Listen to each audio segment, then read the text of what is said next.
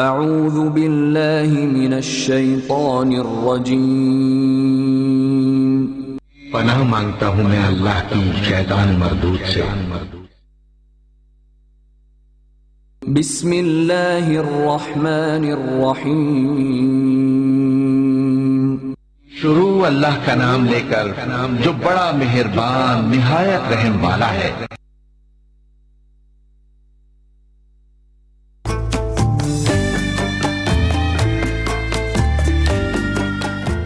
اعوذ باللہ من الشیطان الرجیم، بسم اللہ الرحمن الرحیم، الحمد للہ رب العالمین، والصلاة والسلام على سید الانبیاء والمرسلین وعلى اہل بیتہ الطیبین الطاہرین المعصومین، سفن النجاة الاعلام، من رکب سفینتهم نجا ومن تخلف عنها حلق وغرق۔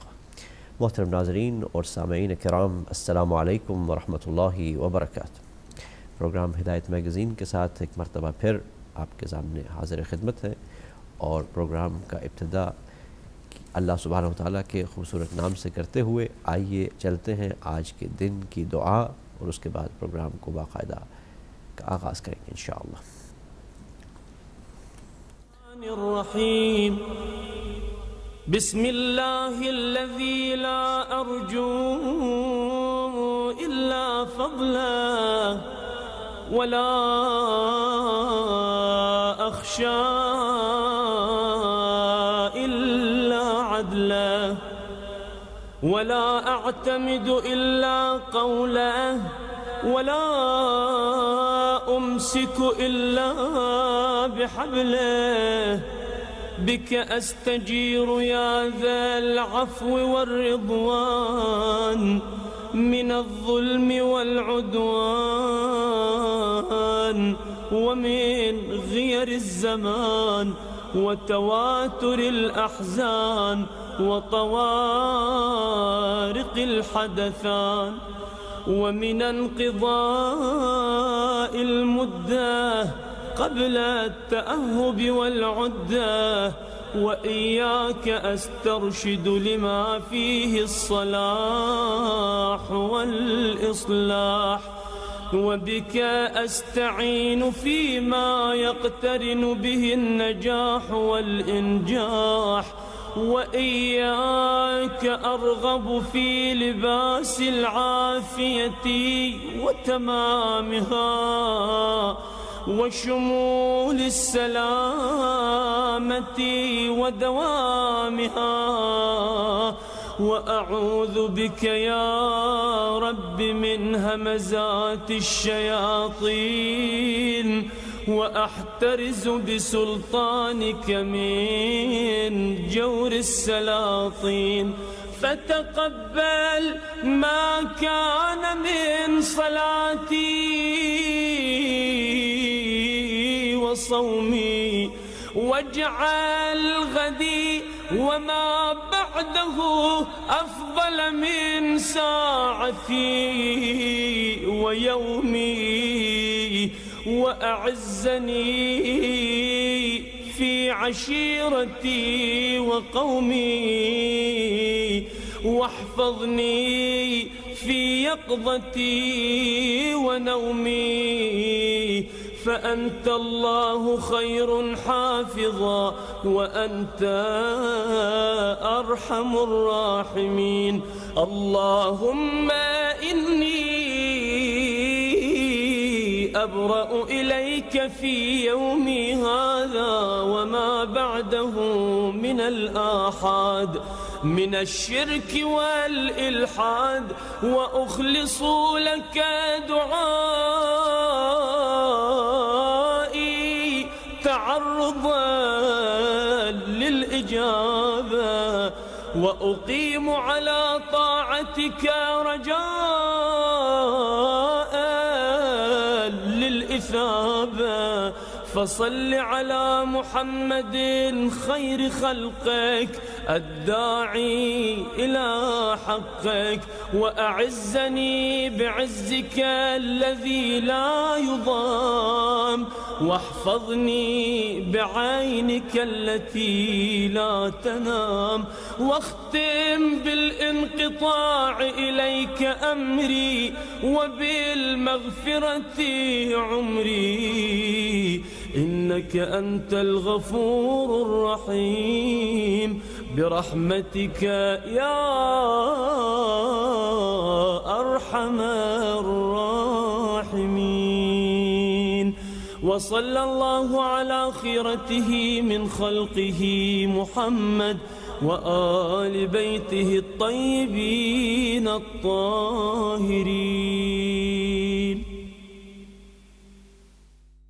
بسم اللہ الرحمن الرحیم. السلام علیکم ورحمۃ اللہ وبرکاتہ. ناظرین ایک مرتبہ پھر آپ کو خوش آمدید کہتے ہیں. آپ سن رہے تھے بہت ہی خوبصورت دعا آج کے دن کی مناسبت سے، اور اس کے بعد پروگرام کے پہلے سیگمنٹ کی طرف ہم بڑھتے ہیں جو کہ قرآن کیا کہتا ہے. اور آج بھی ہم چاہیں گے کہ آج سے ہم گفتگو کا ایک سلسلہ ایسا شروع کیا جائے کہ جس سے ہمارے ناظرین، ہدایت ٹی وی کے ناظرین جہاں جہاں بالعموم اور بالخصوص مومنین و مومنات، اور جہاں جہاں جس مسلک جس طبقہ ہائے فکر سے تعلق رکھنے والے ہمارے ناظرین اور ناظرات ہیں، آپ سب کے لیے ایک بہت ہی اہم گفتگو کا موضوع ہے کہ جس پر ہم گفتگو کرنے جا رہے ہیں. اور آج اسی گفتگو کے لیے اس ٹاپک کو پر ایک سیر حاصل گفتگو کرنے کے لیے ہم نے بہت ہی اہم شخصیات کو اپنے پروگرام میں شامل ہیں ہمارے ساتھ، اور آپ ان کی گفتگو سے یقیناً مستفید ہوں گے انشاءاللہ المستعان، اور ہمیں بہت کچھ سیکھنے کا موقع ملے گا.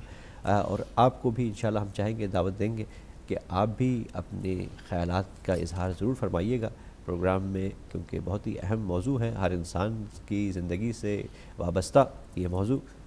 اور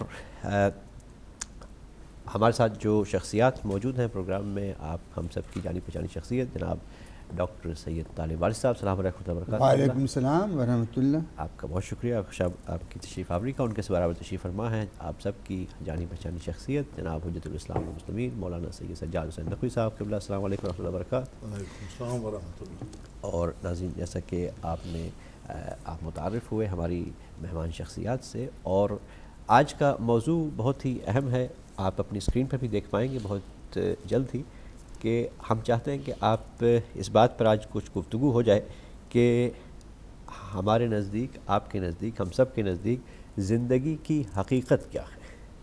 زندگی کو اگر ہم دیکھیں، ہم سب جی رہے ہیں دنیا میں، اور اگر ہم مختلف اپنے جانب نظر دوڑائیں، ہر انسان جو جس طرح سے بھی زندگی جی رہا ہے، کوئی نہ کوئی تو مقصد اس کے پیش نظر ہے، کوئی نہ کوئی تو اس کا ایک فکر ہے اس کے نزدیک. اب اس سے بلا تعلق کہ وہ کیسی ہے، وہ صحیح ہے یا غلط ہے، لیکن بہرحال ہر انسان اپنے اپنے انداز میں اپنے ذہن کو راضی رکھتے ہوئے اپنی ایک منزل کی طرف جو اس کے تئیں جس کو وہ منزل مانتا ہے اس پر ایک چلا جا رہا ہے. تو ہمیں سوچنا ہوگا کہ ہم زندگی میں جو دنیا میں آئے ہیں اس کا کوئی مقصد بھی ہے، یا زندگی کی حقیقت کیا ہے. اس میں بہت سے مختلف قسم کے اگر ہم دیکھیں تو ہمیں ملیں گے نقطۂ نظر مختلف لوگوں کے. کچھ تو ایسے ہیں جو خدا یا کسی خالق کو ماننے والے ہیں، اور وہ اپنے اپنے انداز میں اس خالق کو پہچان کر کے اس کو اپنی منزل سمجھ کر کے اس پر چلتے ہیں. اور کچھ ایسے ہیں جو خدا کے وجود سے بھی انکار کرتے ہیں، لیکن پھر وہ بھی اپنے کسی حد تک دلیل دیتے ہوئے وہ بھی اپنی منزل پر گامزن ہے کہ اگر وہ ایسا سمجھتے ہیں تو ان کے پاس بھی کوئی نہ کوئی دلیل ہے. اور اس کے ساتھ ساتھ پھر اگر جو خدا کو ماننے والے ہیں اس میں بھی دو طرح کے ہیں. کچھ ایسے ہیں جو بالکل ایک خالق کو مانتے ہیں، اور کچھ ایسے ہیں جو کہتے ہیں کہ نہیں، ہم ہی اس تخلیق اور خالق کا حصہ ہیں کہ ہمیں بھی اس سے جا کر کے مل جانا ہے. مختلف قسم کے خیالات ہیں دنیا میں، اور ظاہر ہے کہ ان تمام خیالات کے ہوتے ہوئے کوئی ہمیں جدال کے ساتھ تو نہیں کسی کے ساتھ بات کرنی، ہمیں تو بہترین احسن طریقے سے انسانوں کو بیٹھ کر کے کوئی نہ کوئی ایک منزل کا تعین کرنا بہت ضروری ہے. اگر زندگی ہم جی رہے ہیں، بعض لوگ تو ایسے بھی جی رہے ہیں کہ وہ کہہ رہے ہیں کہ دیکھیے نا، نباتات، حیوانات، جانور سب آتے ہیں چلے جاتے ہیں، ہم بھی چلے جائیں گے کہیں نہ کہیں. اگر یہ کہیں دوبارہ اٹھیں گے تو ہم بھی اٹھ جائیں گے، نہیں اٹھیں گے تو ہم بھی نہیں اٹھیں گے. تو ایک اپنا اپنا فکر ہے، اپنی اپنا ایک نظریے کے ساتھ سبھی جی رہے ہیں، لیکن میں سمجھتا ہوں کہ اللہ تعالیٰ نے انسان کو جو عقل عطا کی ہے اس کا بروئے کار لاتے ہوئے ایک عقل مندی یہی ہے کہ انسان، لاجیکل بات تو میرا خیال ہے یہی ہے کہ انسان ان تمام امور پر غور کرے، تمام دلیلوں کو سامنے رکھتے ہوئے سوچے، اور پھر اس کے بعد جو عقل کے مطابق بہترین راستہ ہے اس کو اختیار کرنے کی کوشش کی جائے۔ تو اس پر ہم آج گفتگو کریں گے اپنے مہمان شخصیات سے۔ تو ڈاکٹر صاحب سب سے پہلے میں آپ کو دعوت کلام دیتے ہوئے یہ کہوں گا کہ جو آج کا ہمارا موضوع ہے اس کو ہم نے قرآن کیا کہتا ہے کہ سیگمنٹ میں ہے، تو سب سے پہلے اس میں قرآن مجید کی ایک آیت کے ساتھ انشاءاللہ ہم اس کو شروع کرتے ہیں۔ جس طرح قرآن مجید کی سورہ ملک میں بڑی خوبصورتی کے ساتھ اللہ تعالیٰ نے ارشاد فرمایا ہے، بسم اللہ الرحمن الرحیم، تبارک الذی بیدہ الملک وہو علی کل شیء قدیر الذی خلق الموت والحیاة لیبلوکم ایکم احسن عملا۔ صدق اللہ العظیم۔ کہ بابرکت ہے وہ ذات کہ جس نے تمام، جو خالق ہے تمام آسمانوں کا، زمینوں کا، اور جو ہر چیز پر قادر ہے، اور اس کے ساتھ ساتھ جس نے زندگی اور موت کو تخلیق کیا تاکہ وہ انسانوں کا امتحان لے سکے، انسانوں کو ٹیسٹ کیا جا سکے کہ آپ ہم میں سے سب سے بہتر کون ہے اپنے عمل میں۔ تو ظاہر ہے کہ یہ تو قرآن کا ایک حکم ہے، اس کو ماننے والے بھی صرف ایک محدود مسلمان ہیں جو قرآن پر یقین رکھتے ہیں، لیکن آج کی گفتگو میں ہم چاہیں گے کہ اس کو ایک اپنے انسانی سوچ کے حوالے سے ایک بالعموم عقل کی جو کسوٹی پر پرکھتے ہوئے ہم گفتگو کو آگے بڑھائیں، تاکہ جتنے بھی ہمارے ساتھ ناظرین ہیں جن کا تعلق کسی بھی فکر سے ہو سکتا ہے وہ اس کو فالو کرتے ہوئے اپنی عقل کے مطابق اگر آپ کو یہ بات اپیل کرتی ہے تو یقیناً اس پر ہم آپ بھی اس میں شامل ہو سکتے ہیں۔ تو ڈاکٹر صاحب میں آپ سے چاہوں گا کہ اگر گفتگو کا آغاز کرتے ہوئے کہ دنیا میں بے شمار خیالات ہیں اور بے شمار اپنے اپنے افکار ہیں، تو ایسے میں اس بھیڑ میں کیسے کوئی اس بات کا تعین کرے یا تعین کرنا کتنا ضروری ہے کہ زندگی کی حقیقت کیا ہے؟ کیا پہلے تو یہ بتا دیجیے کہ کیا یہ جاننا بھی ضروری ہے کہ ضروری زندگی کی حقیقت کیا ہے، یا پھر جیتے جائیں جس طرح بھی جی رہے ہیں؟ دنیا سائنسدان کہتے ہیں کہ بڑے ہزاروں کروڑوں برسوں سے چل رہی ہے، چلتی رہے گی، پتہ نہیں کب تک چلے گی، کیا کہیں گے اس بارے میں؟ اعوذ باللہ من الشیطان الرجیم، بسم اللہ الرحمن الرحیم۔ قرآن کی اس آیت جس کا تلاوت کرنے کا شرف آپ کو حاصل ہوا، اللہ ہمیں آگاہ کرتا ہے کہ زندگی دینے والا بھی وہ ہے، بخشنے والا بھی وہ ہے، اور موت اسی کے حکم سے ناقص ہوتی ہے۔ جہاں موت کا سوال آتا ہے تو میں اپنے سامعین کو بھی وہ ابھی خبر سنانا چاہتا ہوں جو بھی مولانا سے میں نے شیئر کیا تھا کہ کربلا میں دونوں حرمین کے درمیان، دونوں روضے کے درمیان، حضرت امام حسین علیہ السلام اور حضرت عمران کے روضے کے درمیان ایک بم پھٹا ہے ابھی چند منٹ کی کسی وقفے کا دیر ہے پہلے، اور اس میں 10 سے زیادہ لوگ شہید ہوئے ہیں اور نہ معلوم کتنے زخمی ہوئے ہیں۔ تو انا للہ و انا الیہ راجعون۔ سامعین، آپ سب انہیں اپنی دعاؤں میں یاد رکھیے، اور یہ یاد رکھیے کہ یہ معرکہ کہاں پہ پیش آیا ہے۔ کربلا کی وہ زمین ہے جہاں عاشور کے روز 1400 سال پہلے سید الشہداء نے اپنی قربانی پیش کی، اور آج بھی لوگ وہ قربانی پیش کیے جا رہے ہیں، اور یہ ہمیں سبق سکھلاتا ہے جو آیت کریمہ کا شرف ہمارے بھائی شاہ صاحب نے حاصل کیا کہ موت آنی ہے اور زندگی اللہ نے دی ہے۔ اللہ کہتا ہے وَلِكُلِّ أُمَّةٍ أَجَلٌ، ہر قوم کو موت آنی ہے۔ اور آج کی یہ حادثے کے بعد میں یہی کہوں گا کہ کل نفس ذائقۃ الموت، ہر انسان کو اس کا ذائقہ چکھنا ہے، کوئی اس سے بچ نہیں سکتا۔ تو سوال تھا کہ یہ زندگی کا مقصد کیا ہے جس طرح آپ نے بتلایا ترجمے میں اپنے کہ اللہ نے ایک امتحان ایک کسوٹی رکھی ہے، جو اللہ نے کہا ہے تمہیں یہاں سے بھیجا ہے اور یہیں واپس آنا ہے، ایک ہی سیڑھی ہے، اسی سیڑھی سے ہم نیچے اترے ہیں، سیڑھی سے نیچے اترنا قبلہ آسان ہوتا ہے لیکن اس سے چڑھنا اوپر ذرا یہ مشکل ہوتا ہے۔ اس راستے کو، اس دوبر راستے پر چلنے کے لیے اللہ نے ہمیں انتظام کر دیا۔ وہ رحمان رحیم کریم ہے، وہ رزاق ہے، وہ ہمارے پالنے والا ہے۔ دیکھیں ایک بچہ ابھی پیدا ہوا نہیں کہ اللہ نے اس کے لیے دودھ کا انتظام کر دیا، تو کیا وہ خالق جس نے ہمیں یہاں بھیجا ہے، ہمیں ہدایت کے لیے اس نے کیا ذمہ نہیں لیا؟ نہیں، اس نے ہمارے آنے کے پہلے کہا آدم تم جاؤ، جا کر ہدایت کا بندوبست کرو۔ اب جتنے ائمہ آئے رہیں اور یہ بتلائیں کہ ہماری اس زندگی میں مقصد کیا ہے۔ اس مقصد حیات کو سمجھنے کے لیے 1,24,000 کم ایک پیغمبر آئے، اور آخر میں ہمارا اللہ کا حبیب محمد مصطفیٰ صلی اللہ علیہ وسلم آ کر انہوں نے بتلا دیا کہ دیکھو آدم سے لے کے ہمارے وقت تک اور آخر قیامت تک کے لیے اللہ نے تمہیں یوں ہی نہیں چھوڑ دیا ہے۔ یہ مقصد حیات کو سمجھانے کے لیے، یہ اس کے پیچیدگی کو سمجھنے کے لیے کیا ہے، کیسے ہے، ان کی ذمہ داریاں تھیں۔ لیکن آپ دیکھیں آج کی دنیا یہی کہتی ہے، بہت سارے مذاہب یہی کہتے ہیں، ہمارے یہاں بھی بہت فرقے ایسے ہیں جو یہ کہتے ہیں کہ ہمارے لیے اللہ کی کتاب کافی ہے۔ کچھ کتاب کو مان کے چلنے والے ہیں، کچھ رسول کو مان کے چلنے والے ہیں، کچھ کہتے ہیں میرے لیے کتاب کافی ہے، اب رسول کی ضرورت نہیں ہے۔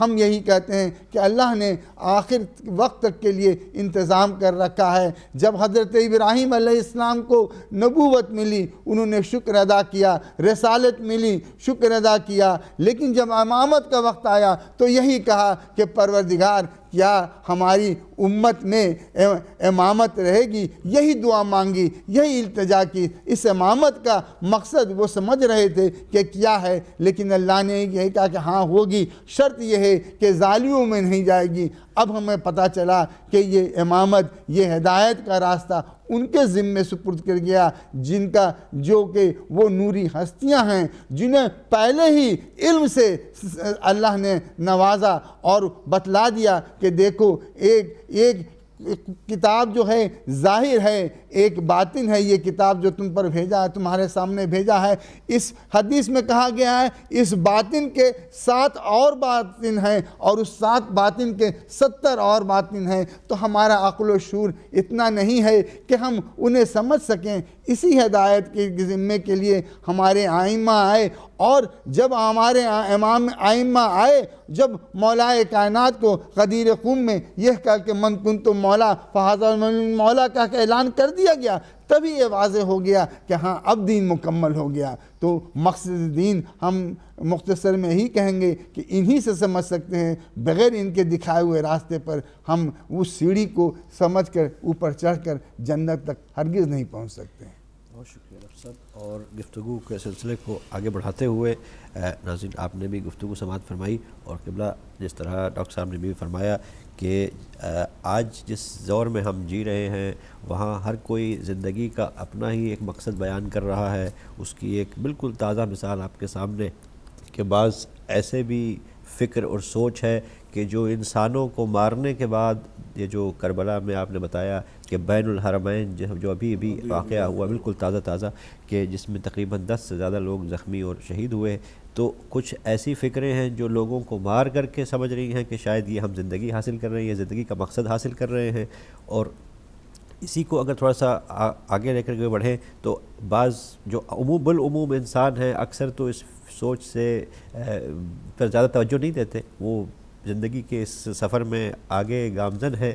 اور اگر ہم شعراء کو دیکھیں تو جو عام چھوٹے درجے کے شاعر ہیں وہ ہلکے پھلکے انداز میں کہہ دیتے ہیں کہ زندگی کیا ہے، غم کا دریا ہے، اور اس انداز میں جو ذرا مفکر ہیں علامہ اقبال جیسے، وہ ہمیں زندگی کا ایک اور رخ دکھلاتے ہیں کہ زندگانی کی حقیقت کو کن کے دل سے پوچھ، جوئے شیر و تیشو سنگ گراں ہے زندگی، اور پھر اسی طرح تھوڑا سا ایک اور فکر ہمیں ملتی ہے. لیکن جو اصل زندگی کا مقصد ہے، جو زندگی کی حقیقت ہے، اس سے اگر انسان نہ پا سکے تو ایسا تو نہیں کہ کہیں ہم زندگی کے اس سفر میں کہیں اگر سفر میں کرتے رہیں اور مقصد اور اس کی حقیقت کو نہ پا سکے تو وہ انگریزی والا سفر نہ کرنا شروع کر دیا جائے. انسان کیا کہیں گے اس بارے میں قبلہ؟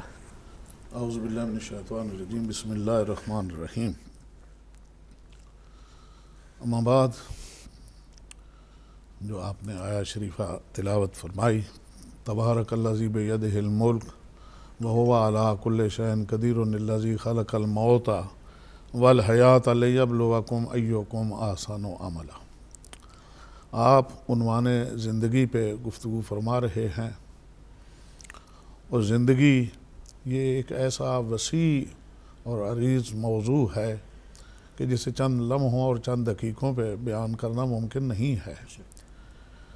ہماری زندگی ایک یہ ہے جو ہمیں اس وقت دکھائی دے رہی ہے، ایک ہم زندگی وہ گزار چکے ہیں جس میں ہمارے خالق نے ہم سے پوچھا تھا الست بربکم، اور ہم نے کہا تھا قالوا بلا.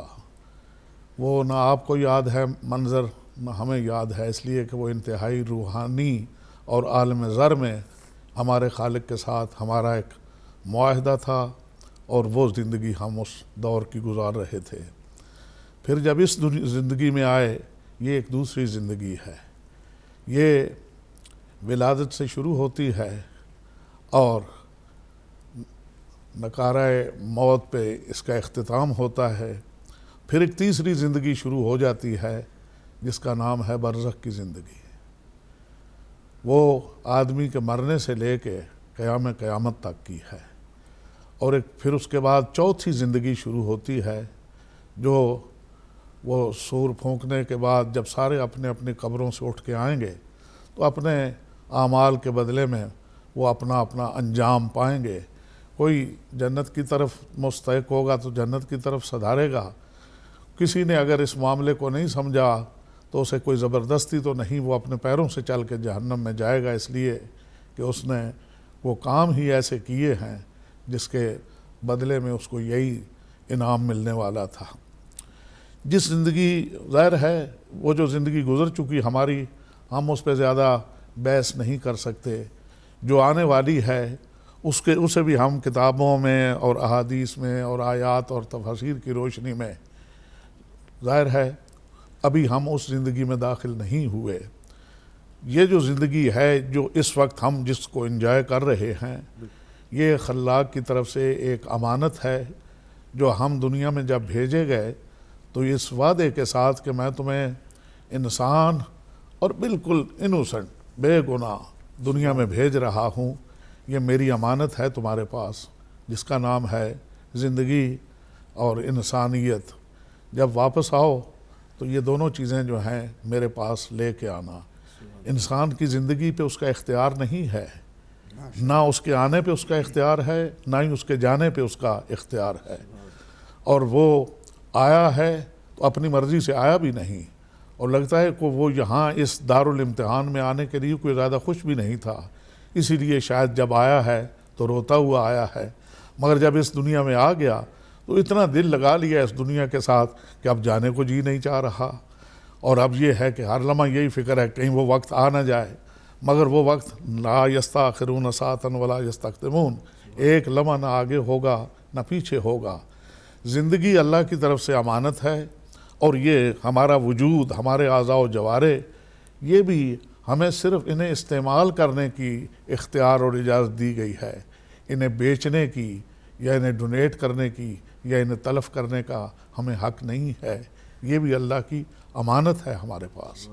ہم اپنی زندگی اگر خود لے لیں، جس طرح کسی شخص نے آج وہ کربلا کے 2 حرموں کے درمیان خودکش طریقے سے جو حملہ کیا، خود کی زندگی تو اپنے ہاتھوں سے ختم کی، وہ ایک تو وہ اپنی زندگی کا قاتل ہے، اور باقی اسے معلوم نہیں اس لیے کہ اس کے تو پرخچے اڑ چکے. باقی کتنی زندگیوں کا اس نے ضیاع کیا اور نقصان کیا.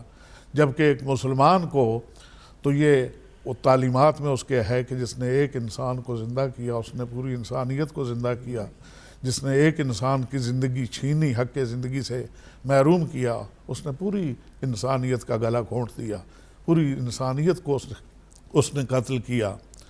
زندگی اللہ کی امانت ہے، اور امانت کے لیے یہ حکم ہے کہ آپ کو اس کے لیے پورے طور پہ مستعد اور محفوظ طریقے سے اس کی حفاظت کرنا ہوگی۔ اور یہی ہے کہ جو یعنی انسان کی لائف میں 2 حکم دیے گئے، امر بالمعروف اور نہی عن المنکر، یعنی جب یہ مصطلحات فقہ میں آئیں گی تو واجب اور حرام یا یہ نام ہوں گے، مگر جب تک اس فقہ سے اور اس باب سے ادھر ادھر رہیں گی تو اس وقت بھی یعنی جو فقہ پہ نہیں بھی بلیو رکھتے یا جن کے ہاں مذہب نام کی کوئی شے نہیں ہے، وہ بھی معروف کو بھی جانتے ہیں، منکر کو بھی جانتے ہیں، کیا معروف ہے کیا منکر ہے۔ اور یہ سب انسانوں کی بھی ڈیوٹی ہے کہ وہ لوگوں تک معروف کے پیغام بھی پہنچائے اور منکر کے پیغام بھی پہنچائے کہ کیا کیا اسے کرنا چاہیے، کیا کیا اسے نہیں کرنا چاہیے۔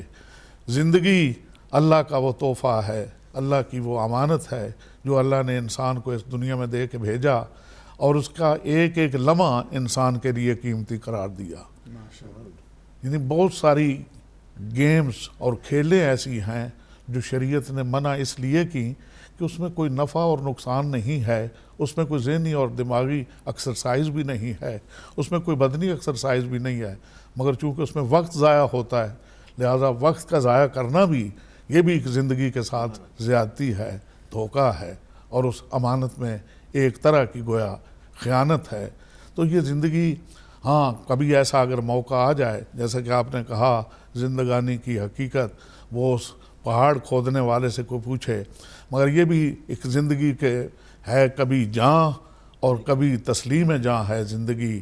اپنی زندگی اپنی جان کو محفوظ رکھنا یہ بھی زندگی ہے، مگر کبھی ایسا بھی ہوتا ہے کہ اس کا مقصد جو اس کے سامنے آ گیا ہے وہ اس کی زندگی سے زیادہ قیمتی ہے، اس کی زندگی سے زیادہ اہم ہے، اس کی زندگی سے زیادہ مطلوب ہے اور زیادہ قیمتی ہے، تو اس وقت پھر زندگی کو قربان کر دینا، اور پھر زندگی وہ جو قربان کی جاتی ہے اس اعلیٰ مقصد کے لیے وہ ضائع نہیں ہوتی، وہ پھر عین حیات اس کو مل جاتی ہے۔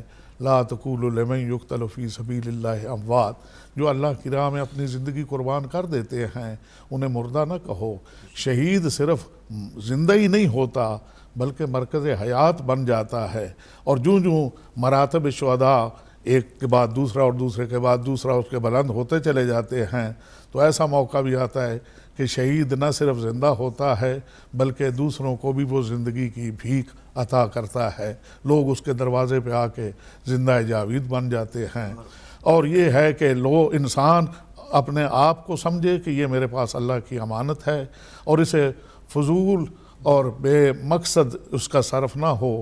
یعنی وہ ایک کسی شاعر نے کہا، ستم است حوست کشد کے بسیر سرو سمندرا، توزے غنچہ کم نہ دمیدہ در دل کشا بچمن دارا، پے نافہ ہائے رمیدہ بو مپسند زحمت جستجو، بخیال حلقہ زلف او گرہ خرو و ختن درا۔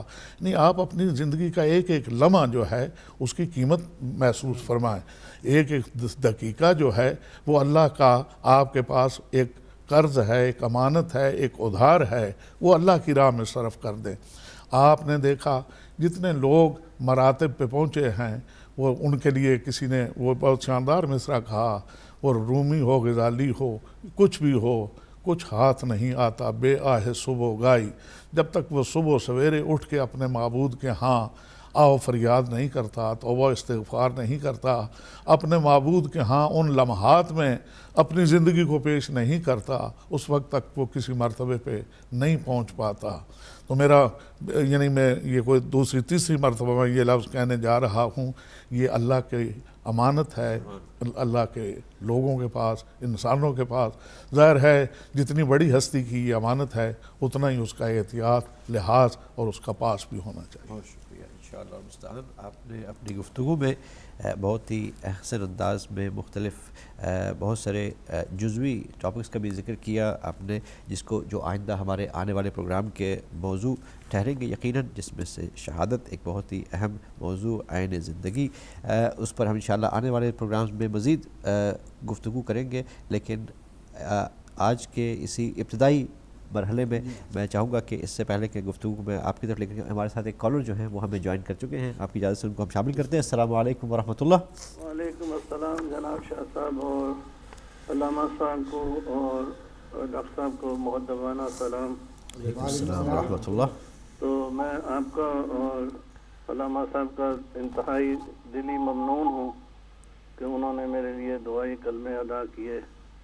جس طرح انہوں نے میرے لیے کلمے ادا کیے، اسی طرح میں کہتا ہوں کہ اللہ تعالیٰ ان کے علم میں، ان کے وسعتوں میں اور ان کے آل و اولاد میں اللہ برکت عطا فرمائے. اور اب جو آپ کا ٹاپک ہے زندگی حقیقت ہے، زندگی کی حقیقت، تو اللہ تعالیٰ نے ارشاد فرمایا ہے کہ بسم اللہ الرحمن الرحیم وما خلقت الجن والانس الا لیعبدون، کہ ہم نے نہیں خلق کیا ما سوائے اس کے کہ جنوں انسوں کو کہ وہ ہماری عبادت کرے. اور عبادت کا میں علامہ صاحب سے اور دیگر علماء سے سنتا آیا ہوں کہ عبادت کا طریقہ ہے، اور وہ طریقہ خود قرآن مجید نے جو ہے وہ تبین لکل شیء، ہر چیز کا ذکر قرآن مجید میں ذکر کیا، اور اس کا ہے کہ بسم اللہ الرحمن الرحیم یا ایھا الذین آمنوا وآمنوا الصالحات جنات تجری من تحت الانہار خالدین فیہا ابدا. اے صاحبان ایمان، عمل صالح کرو اور تمہارا صلہ جو ہے وہ جہنت ہے. اور اسی طرح اللہ کے عالم نے کہا کہ ان اکرمکم عند اللہ اتقاکم، اور صاحب بصیرت وہی ہے اور جو کہ صاحب تقوی ہے. اور صاحب تقوی وہی ہیں کہ جن کو قرآن نے یہ ارشاد فرمایا کہ بسم اللہ الرحمن الرحیم یا ایھا الذین آمنوا اتقوا اللہ کونوا مع الصادقین، کہ ایمان والو تقوی اختیار کرو اور صادقین کے ساتھ ہو جاؤ. اور زندگی کا یہی مقصد ہے کہ جب ہم دنیا سے جائیں تو یہی کہتے جائیں کہ ربنا آتنا فی الدنیا حسنۃ فی الآخرۃ حسنۃ وقنا عذاب النار. تو ہماری زندگی کا مقصد یہی ہونا چاہیے کہ ہم اس صف میں رہیں کہ جہاں صاحبان تقوی ہوں، اور جہاں پر نور ہو، اور جہاں پر ہدایت ہو. اور اللہ تعالیٰ ان علماء کو ہمارے سر پر سلامت رکھے جو ہمیں جنہوں نے یہ راستے بتائے، اور ہم ان راستوں پر قائم ہیں. آگے ہم اپنی اولادوں کو بھی اس پر قائم رکھیں. جزاکم اللہ خیرا، جزا فی امان اللہ. جزاکم اللہ خیر. ہمارے بھائی مانچسٹر سے خادم حسین صاحب، آپ کا بہت شکریہ، آپ نے پروگرام میں شرکت فرمائی اور اپنے خیالات کا اظہار فرمایا. اللہ تعالیٰ آپ کو شفاء کاملہ عطا فرمائے. الہی آمین. محمد وآل محمد مولانا کو صحت کاملہ اور شفاء عاجلہ پروردگار عطا فرمائے. آمین. آمین ثم آمین. اس کے بعد تھوڑا سا پروگرام کے اسی ٹاپک کو لے کر کے آگے بڑھتے ہوئے، ڈاکٹر صاحب قبلہ نے فرمایا تھا کہ زندگی اللہ تعالیٰ کی بہت بڑی امانت ہے. یقیناً اس کو اوپر تو ہم چاہیں گے تھوڑا سا غور کریں مزید، لیکن اس سے پہلے ایک کالر بھی آ چکے ہیں، اس میں ان کو بھی شامل کرتے ہیں. السلام علیکم ورحمۃ اللہ. وعلیکم السلام ورحمۃ اللہ وبرکاتہ. جی انیس حیدر بھائی، آپ نیو یارک سے. وعلیکم السلام ورحمۃ اللہ. بہت بہت شکریہ آپ کا. اور واقعی اتنا خوبصورت پروگرام ہوتا ہے کہ بے تحاشا دل چاہتا ہے کہ اس کو اس میں بھی کچھ اپنی شمولیت کی جائے. حقیقت میں اتنا عمدہ آپ نے ٹاپک رکھا ہے، اور یہی ابھی میں ایک کتاب پڑھ رہا تھا تو میں نے اس میں دیکھا نماز کے بعد، تو جو لوگ اللہ کی راہ میں جان دیتے ہیں اس کے لیے پروردگار کا کیا ارشاد ہے. یعنی جب تم احسان شناس ہو کہ تمہاری راہ میں کوئی جان دے تو تم اسے زندہ رکھنا چاہتے ہو، اور موت تمہارے بس میں نہیں، زندگی تمہارے بس میں نہیں ہے، لہذا تم ان کو باقی نہیں رکھ سکتے، ان کی تصویروں کو باقی رکھتے ہو، ان کے اسٹیٹس کو باقی رکھتے ہو. تو اس لیے سمجھ لو کہ ہم کبھی کسی کے احسان کو بلاتے نہیں ہیں. اگر کسی نے ہماری راہ میں جان دی ہے تو ہم بھی اس کو زندہ رکھیں گے، مگر واقعی زندہ رکھیں گے. اس لیے تو اللہ نے فرمایا ہے کہ ہماری راہ میں جو لوگ جان دیتے ہیں ان کے بارے میں کبھی سوچیں بھی نہیں، اور زبان سے کہنا تو دوسری بات ہے، تو اپنے دل میں وسوسہ بھی نہ لانے دو کہ وہ مر گئے ہیں. وہ سب زندہ ہیں اور خدا ہی ان کو رزق دیتا ہے جو اللہ کی راہ میں شہید ہوئے ہیں. اور بے شک آج جیسے قبلہ نے فرمایا جو آج کا واقعہ ہوا ہے کربلا معلیٰ میں، اس پہ تو یقیناً جو محبان اہل بیت وہاں پہ گئے تھے زیارت کرنے کے لیے، یقیناً وہ شہید ہیں، اور یہ شہادت کب تک چلتی رہے گی. اور ایک آخر میں ایک بات اور میں کرنا چاہوں گا، اگر ہمیں زندہ رہنا ہے اور اس طرح زندہ رہنا ہے جس طرح کہ ہمیں آئمہ نے کہا ہے، تو ہمارا فریضہ یہ ہے کہ جو راہ حق میں شہید ہوئے ہیں ان کو بھی ان کے ذکر کو ہم زندہ رکھیں. ہم اپنے مجالس میں اپنی جو بھی مختلف تقاریب ہوتی ہیں ان میں ان کا تذکرہ کریں، اور وہ زندہ ہیں تو ہم بھی زندہ رہیں گے انشاءاللہ. بہت شکریہ انیس حیدر بھائی، آپ نے بھی کال کی بہت دور سے، اور اللہ تعالیٰ آپ کو جزائے خیر عطا فرمائے. ہمارے پروگرام سے مربوط آپ کی گفتگو. ڈاکٹر صاحب میں آپ کی جانب آؤں گا اور ہمارے بھائی کی کچھ تھوڑی سی گفتگو سے، اور چونکہ موضوع تھوڑا سا شہادت کا ہے، اس میں ہمارا موضوع نہیں ہے لیکن اسی زندگی سے ظاہر ہے کہ مربوط ہے، لیکن یہ ہمارے آئندہ آنے والے پروگراموں میں زیر بحث آئے گا انشاءاللہ المستعان. لیکن میں آج چاہوں گا کہ تھوڑا سا اس میں ہم گفتگو کریں کہ جو ہمارا ٹاپک ہے اس میں ایک بڑا اہم نقطہ ہے، زندگی کا مقصد کیا ہے یا حقیقت کیا ہے. اس سے ایک ملا جلا ہماری حقیقی زندگی میں، خصوصاً جس معاشرے میں ہم رہتے ہیں وہاں پہ ایک نقطہ بڑا اہم ہے. اس کی طرف آنے سے پہلے ایک کالر جو ہیں وہ آپ کی اجازت شامل کرتے ہوئے ہم اس پہ آئیں گے انشاءاللہ. السلام علیکم ورحمۃ اللہ. جی السلام علیکم ورحمۃ اللہ. میرا خیال ہے شاید آپ کی کال ڈراپ ہو گئی. ہم دوبارہ انشاءاللہ کال جب آپ کی آئے گی تو ضرور لیں گے.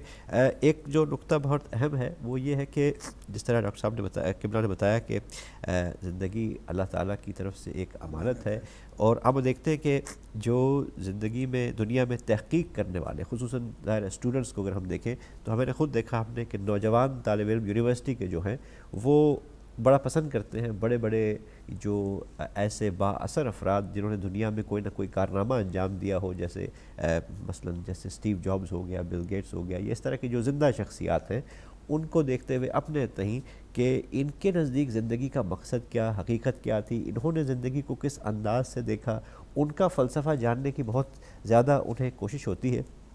تو ان سے کچھ سیکھنے کی کوشش کرتے ہیں. ظاہر ہے کہ یہ ان کا ایک عمل اسی سلسلے میں ہے کہ وہ چاہتے ہیں کہ جو بڑی بڑی شخصیات ہیں جنہوں نے زندگی میں کوئی بڑا کارنامہ انجام دیا ہے، ان سے اگر ہم زندگی کا مفہوم لے لیں تو شاید ہم بھی اپنے اس سفر میں منزل کا بہتر تعین کر سکیں.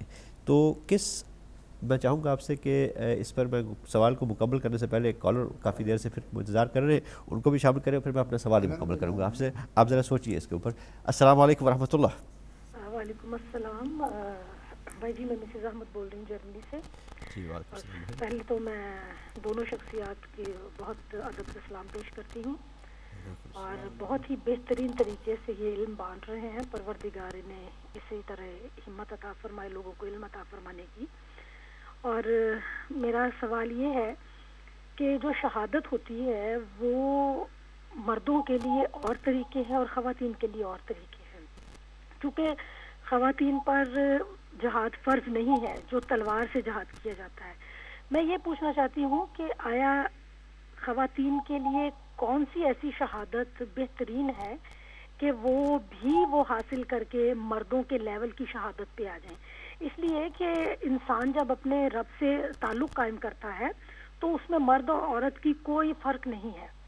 میں یہ کہنا چاہتی ہوں کہ اگر میرے اندر شہادت کا جذبہ ہو تو میں کس درجے کی شہادت حاصل کر سکتی ہوں کہ میں یہ کہوں کہ میں نے اپنے خدا کے لیے جان دی اور میں اس کی راہ میں لڑتی ہوئی اس دنیا سے چلی گئی.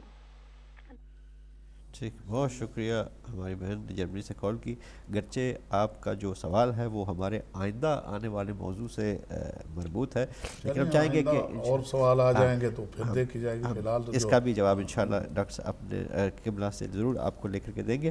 ہمارے ساتھ علی جہان شاہ صاحب لوٹن سے ٹیلی فون لائن پر کافی دیر سے موجود ہیں، معذرت کے ساتھ آپ کو انتظار کی زحمت اٹھانا پڑی۔ السلام علیکم ورحمۃ اللہ۔ وعلیکم السلام ورحمۃ اللہ وبرکاتہ۔ سادات اکرام آپ کو سلام۔ اس سادات کے انتظار ہی جو ہے یہ ایک ادب اور سادات کا انتظار کرنا ہی زندگی ہے میرے خیال میں، اگر لوگ اس بات کو سمجھ جائیں۔ تو میں شاہ صاحب سے میرا سوال ہے سرکار سے کہ زندگی کی حقیقت، جو شخص زندگی کی حقیقت کو اگر پا لے، خدا اس کو توفیق عطا کر دے، تو پھر اس پر موت کی پابندیاں کیا اس پر اثر ڈال سکتی ہیں، اور کیا وہ زندہ اس دنیا میں رہتے ہوئے بھی موت کی وادیوں کی حقیقت کو جانتا ہے، ان کی سیر کر سکتا ہے، اور جب موت کی وادیوں میں پہنچ جائے تو واپس اس دنیا میں بھی وہ آ سکتا ہے، چاہے فزیکل جسم کے ساتھ، ظاہری جسم کے ساتھ نہ ہی صحیح، لیکن کسی نہ کسی طریقے سے وہ اس دنیا میں آ سکتا ہے، اس کو آنے جانے کی اجازت ہوتی ہے۔ اور جب زندگی کی حقیقت کو کوئی شخص پا لے تو اللہ اس کو اختیار دے دیتا ہے، چاہے وہ موت کی وادیوں میں رہے، چاہے وہ زندگی ظاہری زندگی کی وادیوں میں رہے۔ یہ میرا سوال ہے شاہ صاحب سے۔ اور اس زندگی کی حقیقت کو پانے کے لیے انسان کیا کر سکتا ہے؟ کیا یہ بغیر کسی مرشد کے ممکن ہے؟ شکریہ جی۔ ٹھیک، بہت شکریہ میرے بھائی، آپ نے بھی بہت ہی خوبصورت اور بہترین سوال فرمایا۔ انشاءاللہ اس کی جانب بھی ہم بڑھیں گے۔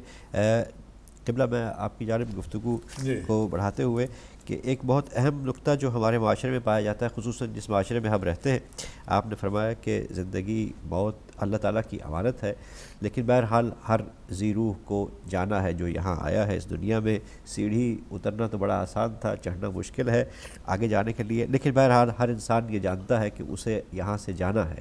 لیکن کیا حقیقتاً یہ صرف ہم اس کو افسانوی اعتبار سے مانتے ہیں؟ کیونکہ اگر ہم معاشرے میں بالعموم دیکھیں تو اگر کوئی محفل سجی ہو، وہاں خصوصاً اس معاشرے کی میں بات کروں گا جہاں اگر آپ موت کا تذکرہ بھی کر دیں تو سب آپ کی جانب ایسے دیکھیں گے کہ گویا آپ نے کسی بہت بڑے جرم کا ارتکاب کر دیا، کہ آپ نے موت کا نام لے لیا، حالانکہ سب جانتے ہیں کہ ہمیں جانا ہے، لیکن یہ آپ بات ہی نہ کریں، اس کو کارپیٹ نیچے رکھیں، جب ہوئے گی جب دیکھا جائے گا۔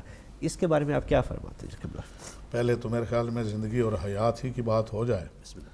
اصل میں ڈاکٹر صاحب نے بھی فرمایا اور میں بھی اس سلسلے میں عرض کروں، بسا اوقات لوگ جب ہم یہ سنتے ہیں کہ میرا مقصد زندگی یہ ہے، میں نے زندگی کا مقصد یہ بنا لیا، میرا مقصد حیات یہ ہے، اور وہ کسی کام اور کسی ایک چیز کے پیچھے لگ جاتے ہیں، تو اس سلسلے میں عرض کروں، بسا اوقات ہوتا یہ ہے، ایک ڈاکٹر جب یہ سوچتا ہے کہ یہ مرض جو ہے اس کے لیے کوئی ایسی دوا یعنی ایجاد کی جائے یا کوئی ایسی دواؤں کو ملا کے ایسی تخلیق کی جائے جو یہ بیماری جو ہے اس کے لیے اگر وہ اس میں کامیاب ہو جاتا ہے تو بہت اچھا، اس نے اگر اس کو اپنا ایک مقصد حیات کہہ کے کام شروع کیا، کر لیا، بہت اچھا، لیکن اگر وہ اس کے ساتھ ساتھ جو یہ ایک دوائی کا موجد ہے، یہ موجد دوائی جو ہے اس ڈاکٹر کے ساتھ ساتھ یعنی وہ ایک مذہب بھی رکھتا ہے، مسلمان ہے، تو جس طرح قرآن نے فرمایا من عمل صالحا وہو مومن، جس نے کوئی بھی عمل صالح کیا اور اگر وہ مومن ہے تو پھر تو وہ کیا ہے، سونے پہ سہاگا ہو گیا، اور بھی بہتر ہوا۔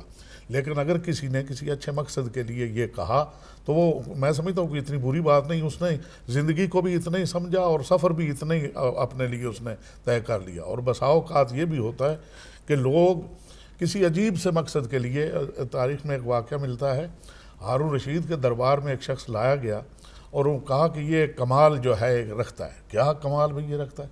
تو اس نے کہا، اس نے اپنی جیب میں ہاتھ ڈال کے 2 سوئیاں نکالی، اور جو آدمی اسے لایا تھا کہ امیر المومنین کے دربار میں جائے گا، کمال دکھائے گا، وہ اسے انعام دیں گے، تو انہوں نے کہا میرے پاس یہ 2 سوئیاں ہیں، میں اتنے فاصلے پہ کھڑا ہو کے سوئی پھینکتا ہوں وہ دیوار میں گڑ جاتی ہے، اور اتنے ہی فاصلے پہ کھڑا ہو کے دوسری سوئی پھینکتا ہوں وہ اس سوئی کے ناکے سے گزر جاتی ہے۔ چنانچہ اس نے یہ کر کے دکھایا، واقعاً سوئی دیوار میں گڑ گئی، دوسری سوئی پھینکی وہ اس کے ناکے سے چلی گئی۔ خیر ہارون رشید نے کہا کہ کمال تو نے کیا، مگر یہ بتا کہ یہ تو نے کتنے عرصے میں یہ سب کچھ سیکھا؟ تو اس نے جو زمانہ بتایا تو ہارون رشید نے کہا اس کو 100 روپے انعام دیا جائے اور 100 تازیانے بھی اسے مارے جائیں۔ انعام تو یہ دیا جائے کہ واقعاً اس نے جو دکھایا وہ ایک کمال ہی ہے، اور تازیانے تو نے اتنا عرصہ جو صرف کیا صرف یہ چیزیں سیکھنے میں، تو یہ بھی مقصد حیات نہ ہو کہ سوئی میں سے سوئی کس طرح گزرتی ہے، مقصد حیات اور مقصد زندگی بھی کوئی مقصد ہو۔ تو میں وہ ایک کالر کی بھی ایک چیز اس میں آ گئی، اور وہ یہ ہے کہ ہمارے اور معصومین میں جہاں اور سینکڑوں یا ہزاروں فرق ہوں گے، ایک یہ بھی فرق ہے کہ ہمارے پیغمبر جو ہیں وَكَيْفَ إِذَا جِئْنَا مِن كُلِّ أُمَّةٍ بِشَهِيدٍ وَجِئْنَا بِكَ عَلَىٰ هَٰؤُلَاءِ شَهِيدًا۔ ہم جب عالم زر میں تھے ہمیں کچھ معلوم نہیں کہاں تھے کیا تھے، یہ ہمیں قرآن نے بتایا کہ ایک مرتبہ ہمارے خالق نے ہم سے پوچھا تھا أَلَسْتُ بِرَبِّكُمْ، اور ہم نے کہا تھا بلا، ہاں تو ہمارا رب ہے۔ مگر چونکہ ہمارے وہ معصوم ہستیاں جو ہیں انبیاء اور ائمہ علیہم السلام، وہ اس عالم میں بھی دانا بینا باہوش اور سب چیز کو ایبزرو کر رہے ہوتے ہیں، دیکھ رہے ہوتے ہیں۔ یہی وجہ ہے ہمارے پیغمبر اگرچہ عام الفیل میں دنیا میں تشریف لائے، لیکن وہ پہلے گزرنے والے سارے انبیاء پہ گواہ ہیں۔ انہیں جس مقام پہ بھی بٹھا کے رکھا گیا وہ سب چیزوں کا معائنہ کر رہے تھے۔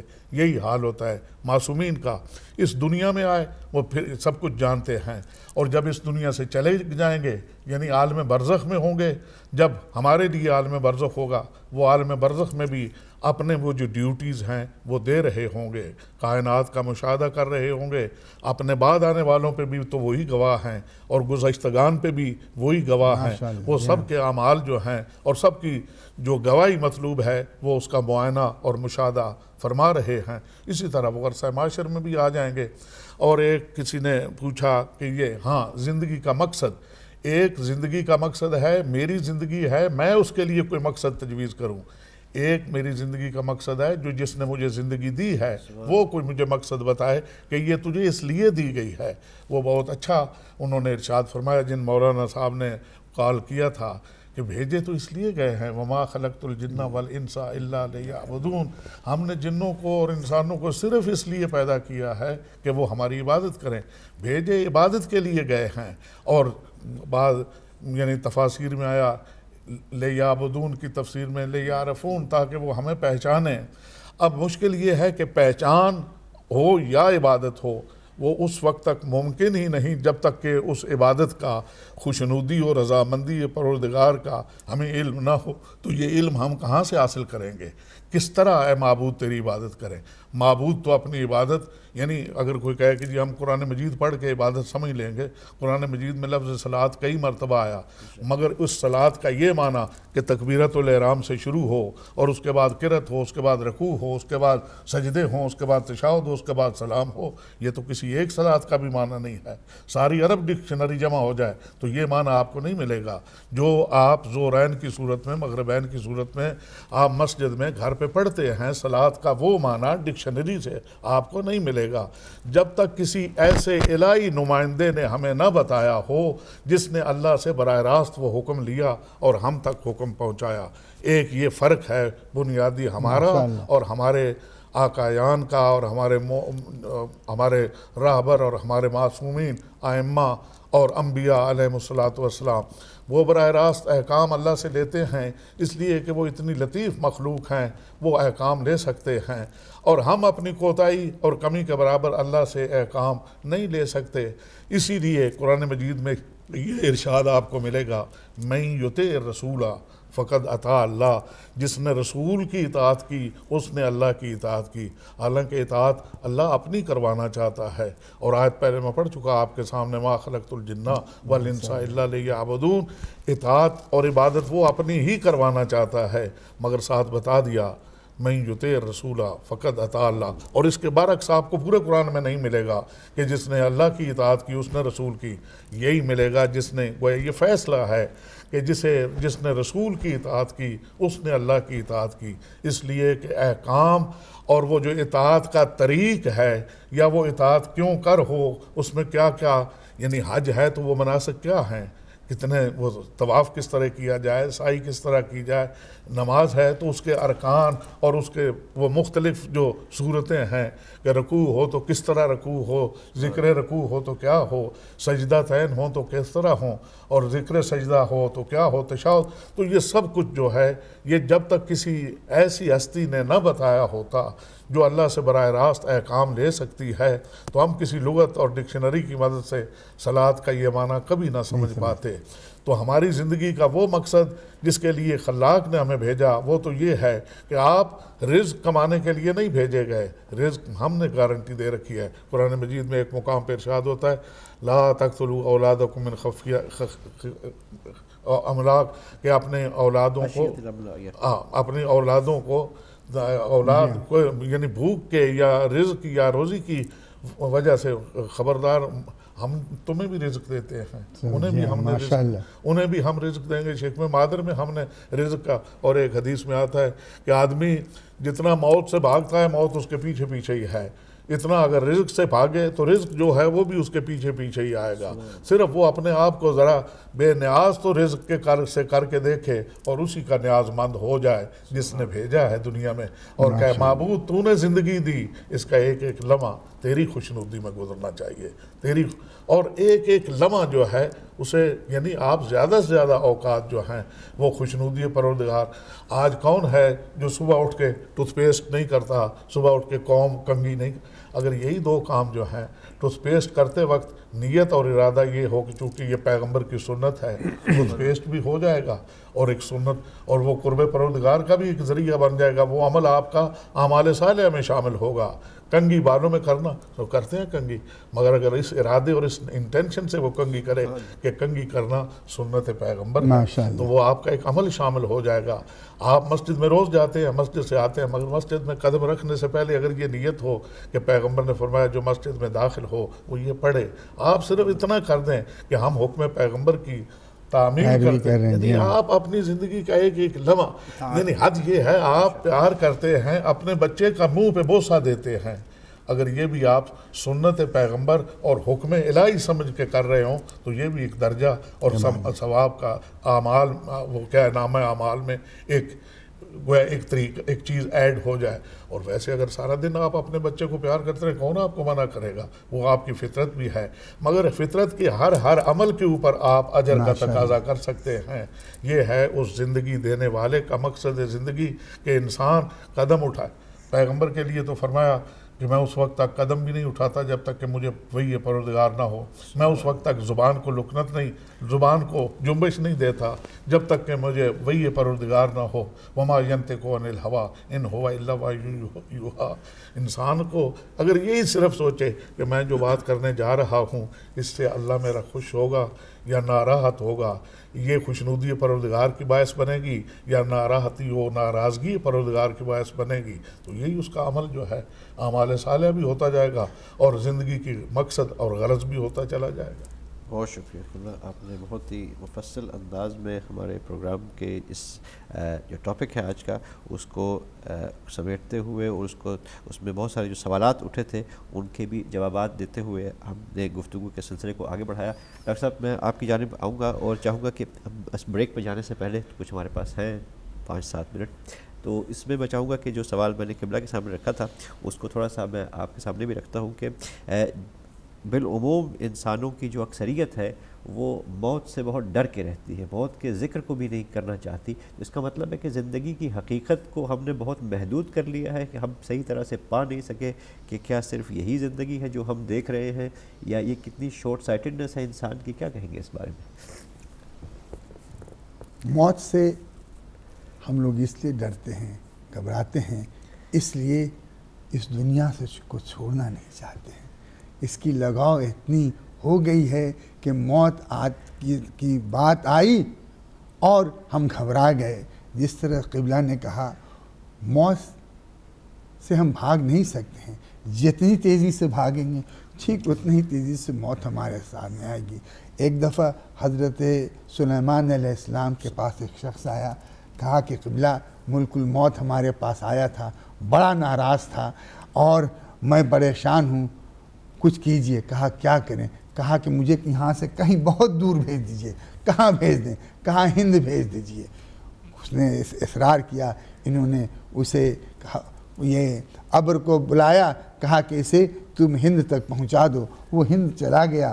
دوسرے دن دیکھا کہ ملک الموت ان کے آڈینس میں بیٹھا ہوا ہے. کہا بھائی تم مجھ سے کیوں اتنے ناراض تھے, پریشان تھے, غصہ تھے کہ وہ آیا اور اسے میں نے ہندوستان بھیج دیا؟ کہا کہ میں اس سے نہیں پریشان تھا, میں اللہ کے ہر حکم کو مانتا ہوں اور آج تک مانتا ہوں.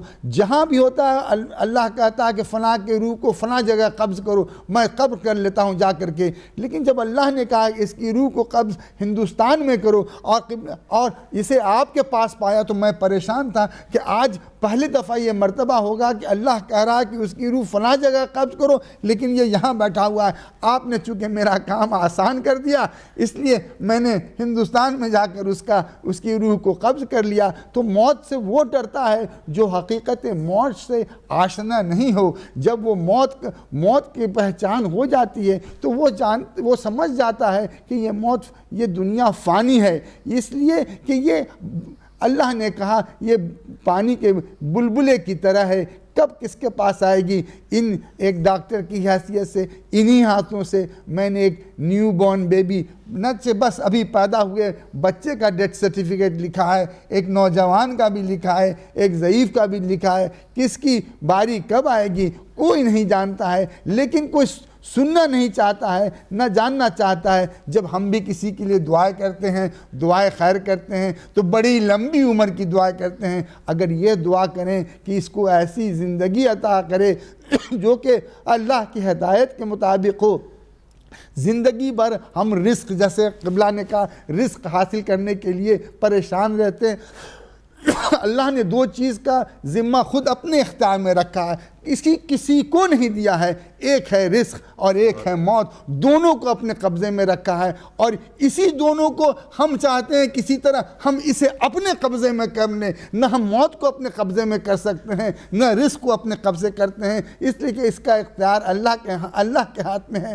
اللہ نے کہا ہم نے تمہیں جسم دیا ہے, جسم میں تمہارے پاس شکم ہے, تمہیں بھوک لگتی ہے, اسی لیے اور تمہارے جسم کے ساتھ ساتھ میں نے تمہارے لیے ایک روح دی ہے, اس کی بھی بھوک لگتی ہے. میں نے دونوں کے رزق کے لیے یہ انتظام کر رکھا ہے. جسم کے روح کے لیے, جسم کے رزق کے لیے میں نے شکم دے کے تمہیں اس کا رزق دیا ہے. تمہارے روح کے لیے بھی یہ کہ بھوک کے لیے پورا کرنے کے لیے میں نے اس کا بھی انتظام کر رکھا ہے, وہ ہے ہدایت. اور وہ ہدایت کے لیے بھی میں نے اس طرح انتظام رکھا ہے کہ پہلے جب شیطان نے کہا پروردگار مجھے اجازت دے میں دنیا میں جا کر تا قیامت تک انہیں بہکاتا رہوں, تاکہ کوئی انسان ایسا نہ کہے کہ پروردگار گمراہ کرنے والا پہلے موجود تھا, ہم بعد میں آئے, ہمیں ہدایت کرنے والا نہیں تھا. تو اللہ نے پہلے ہدایت کا انتظام کر دیا تاکہ روح کی بھی غذا ملے اور جسم کے لیے غذا کے لیے بھی انتظام کر دیا.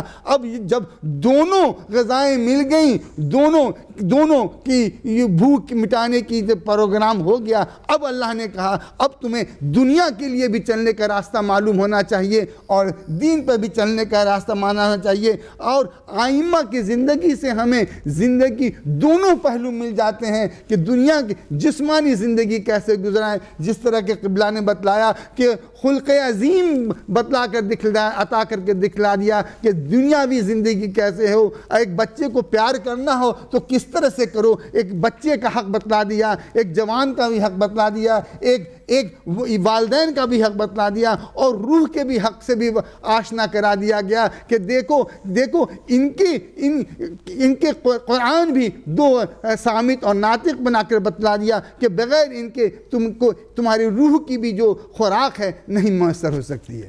بہت شکریہ. ہمارے پاس ایک دقیقہ بریک میں قبلہ آپ فرمانا چاہیں گے کچھ؟ بس اب وقت ہی ختم ہو رہا ہے, تو میں تو یہی عرض کرنا چاہ رہا تھا کہ موت اور زندگی, موت کا تو میں نے ابھی تذکرہ, میں تو زندگی پہ گفتگو کر رہا. اچھا, تو زندگی جو ہے اس سے ہم نے بہت پیار کیا اور موت سے ہم بہت بھاگے. یعنی میں جنرلی بات کر رہا ہوں. بالکل. زندگی نے وفا نہ کی اور موت جسے ہم نے پسند نہ کیا اس نے ہمارے ساتھ مروت نہ کی. جو لوگ زندگی کی حقیقت کو سمجھتے ہیں اور موت کو بھی جو سمجھتے ہیں، علامہ اقبال ایک جگہ فرماتے ہیں کہ مرزا غالب میرے پاس آئے، یعنی وہ جو ان کا روحانی تعلق ہے، تو انہوں نے کہا بیا تا کارے ای امت بے سازیم، کمارے زندگی مردانہ بازیں، آ تاکہ اس امت کے کام سنواریں، اور زندگی کی کھیل جو ہے اس کو مردانہ کھیلیں. چنان عالم اندر مسجد شہر کہ دل در سینہ ملا گدازیں. اتنا روئیں مسجد شہر کے اندر کہ ملا کا دل جو ہے وہ سینے میں پگھل جائے. اور موت جو ہے، اگر آپ موت کی حقیقت کو سمجھتے ہیں تو ایک اس کا شعر بھی مجھے یاد آ رہا ہے، ملک نوازش سرحدی، ملک ناصر سرحدی، وہ کہتے ہیں گرمی عشق حقیقت بود در قلب حسین، کاتش از دامن کنارے دامن ہر دل گرفت، آن چنا بگذشت از صحرائے تسلیم و رضا. یہ ہے وہ لفظ ڈاکٹر صاحب، آن چنا بگذشت از صحرائے تسلیم و رضا، موت ہم در پا فتادو در رہش منزل گرفت. موت بھی اس کے راستے میں اپنا دم توڑ گئی اور یعنی ناپید ہو گئی، اور پھر وہ زندہ ہی زندہ منزلیں طے کرتا ہوا. بہت شکریہ قبلہ. ناظرین، اس وقت پروگرام میں وقت ہوا چاہتا ہے ایک بریک کا، اس کے بعد اسی سلسلہ گفتگو کو انشاءاللہ دوبارہ جاری رکھیں گے آپ کے ساتھ. السلام علیکم ورحمۃ اللہ وبرکاتہ.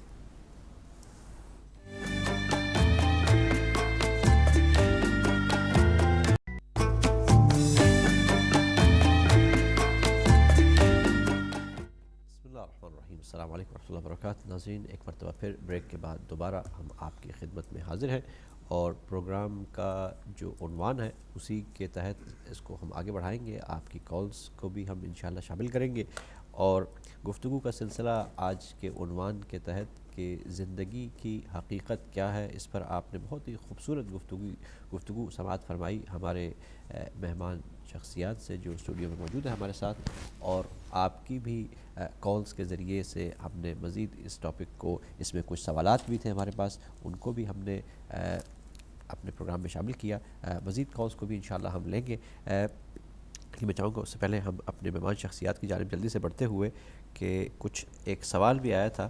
ڈاکٹر صاحب، میں چاہوں گا کہ اس گفتگو کو تھوڑا سا آگے بڑھانے سے پہلے یہ دو چھوٹے چھوٹے سوال تھے، اگر ان کو بھی ہم کور کرتے چلیں اور اس کے بعد پھر اپنی گفتگو کو مزید انشاءاللہ آگے بڑھائیں گے. ایک اسی سلسلہ گفتگو کو آئندہ آنے والے پروگراموں میں بھی شامل کریں گے.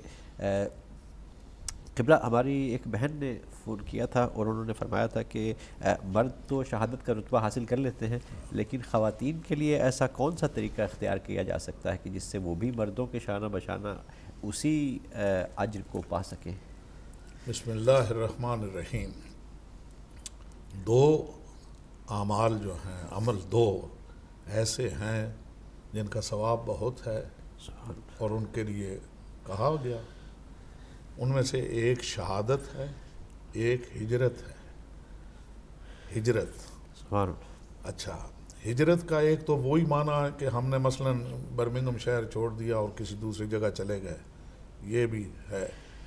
اور ایک ہجرت کا یہ معنی ہے کہ ہم اپنے آپ کو ہر وقت مہاجر پائیں، یعنی نیکیوں کی طرف بڑھ رہے ہوں، برائیوں سے نکل رہے ہوں، بے انصافی کو چھوڑ دیں، انصاف کی طرف بڑھیں، خیرات اور بھلائیوں کی طرف سبقت کریں، بخل اور یعنی یہ جو صفات حسنہ ہیں ان کی طرف رہما دما رہیں. تو یہ بھی ایک ہجرت ہے اور یہ بھی ایک مہاجر ہے. اور اسی طرح شہادت، اب ظاہر ہے شہادت جو فوری طور پہ انسان جو سمجھتا ہے میدان جہاد میں جہاد کرتا ہوا آدمی جنگ کرتا ہوا شہید ہو جائے تو اس کو وہ شہادت فوری طور پہ جو ذہن میں آتی ہے شہادت وہ یہ. پہلی بات تو یہ مستورات کے لیے جہاد ویسے ہی فرض نہیں ہے، ان پہ اس قسم کا لڑائی اور قتال اس سے مستورات مستثنیٰ ہیں. مگر اس سب کے باوجود بھی کچھ مستورات بھی اس قسم کے درجہ شہادت پہ فائز ہوئی ہیں. مثلا پیغمبر کی ہجرت سے پہلے حضرت عمار کی والدہ اور حضور کے والد، عمار کے والد اور والدہ، یہ دونوں مکہ مکرمہ میں شہید ہوئے اور اسلام کی پہلی شہیدہ ایک خاتون ہی ہے. کربلا معلیٰ میں بھی ایک خاتون کی شہادت روایات میں ملتی ہے. اور عورت کے لیے جس طرح جہاد جو ہے وہ اس کی بدل یا اس کے قائم مقام، اگر وہ حج کر لے تو اس کو حج کے ساتھ ساتھ جہاد کا بھی ثواب ملے گا. عورت ماشاءاللہ جی ہاں حج کے ساتھ ساتھ اس کو جہاد کا اجر بھی ملے گا، اس لیے کہ میدان جنگ والا جہاد عورت پر سے ساقط ہے. اور دوسرا ایک اور مرتبہ ہے شہادت کا، وہ اس کے لیے پیغمبر نے فرمایا من مات علی حب آل محمد مات شہیدہ. آپ اپنے بستر پہ تبھی موت مرنے کے بعد بھی اس مرتبہ عالیہ یعنی شہادت پہ فائز ہو سکتے ہیں، مگر غرض یہ ہے اور یعنی اس کی شرط یہ ہے کہ آپ اہل بیت علیہ الصلوۃ والسلام سے محبت رکھتے ہوں.